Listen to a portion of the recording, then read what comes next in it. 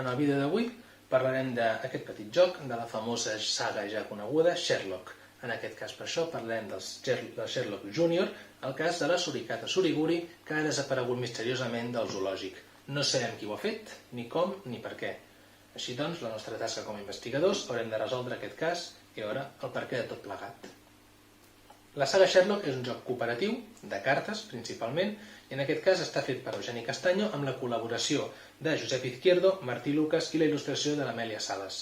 El joc està editat per Guerra de Mitos, està recomanat en aquest cas per una edat a partir de 8 anys, amb la idea de jugar de 2 a 8 participants i una duració aproximada d'una hora. Aquest joc és d'un sol ús, per tant, un cop l'hagueu jugat, no podeu jugar-lo una altra vegada i s'haurà d'escollir un altre Sherlock a descobrir. Què porta aquí dins? Tal com us he dit, una baralla de cartes, les instruccions i com funciona. Aquí les instruccions tenim, primer el com es juga, aquí tot ben explicat, però la peculiaritat és que aquí darrere tenim la introducció del cas, que ens explica, ens posa en context una mica del que ha passat aquí. Juntament també ho podem fer amb aquest codi QR d'aquesta carta introductòria, que seria el mateix. I aquí sota, d'aquest gomet que està aquí enganxat, tenim un formulari que us explicaré pel final de la partida.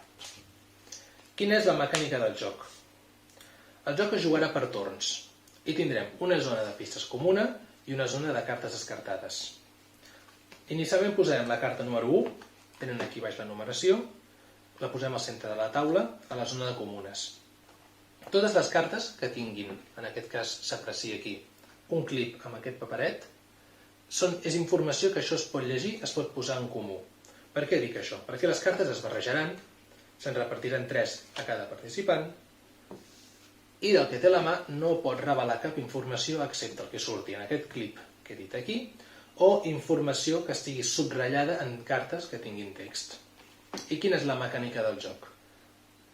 Un participant pot agafar una carta per, o bé, revelar la informació, que és posar-la a la zona comuna, en aquest cas boca amunt, no us l'ensenyaré perquè no veieu res, seria posar-la boca amunt, o bé, descartar-la a la zona de descartades. Per què pots descartar una carta i quins avantatges té? El joc funciona amb un sistema de puntuació, que us explicaré al final de la partida, i el descartar una carta aporta punts, més que el revelar pistes. Però el problema quin és? Que una carta, quan s'ha descartat, no es pot accedir en cap moment més en ella i la informació que tingui aquesta carta l'ha de recordar la persona que l'ha descartat si ho creu convenient i no hi pot accedir més en tota la partida. El joc anirà avançant per torns fins que la baralla s'esgoti i llavors es procedirà a la deducció final. Figura que tindrem una taula aquí amb diferents cartes.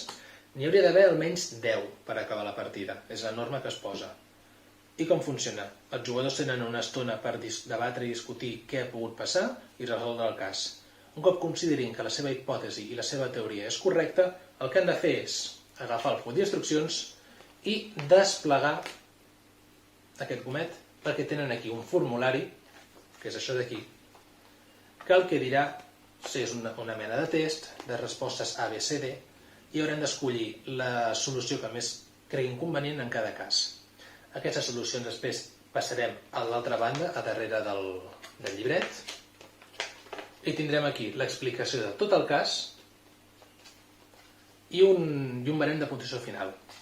Com funciona la puntuació? La puntuació ens donarà un punt per cada carta descartada i 2 punts per cada resposta que hem encertat del test. Finalment, doncs, si hem encertat el test i tenim força cartes descartades, obtindrem una puntuació alta, pel qual haurem resolt correctament el cas. I això és aquest cas Sherlock. Espero que us hagi quedat una mica més clar com es juga i que tingueu ganes de resoldre i a veure si podeu descobrir què li ha passat a la suricata Suriguri. Moltes gràcies i ens veiem a la propera. Que vagi bé!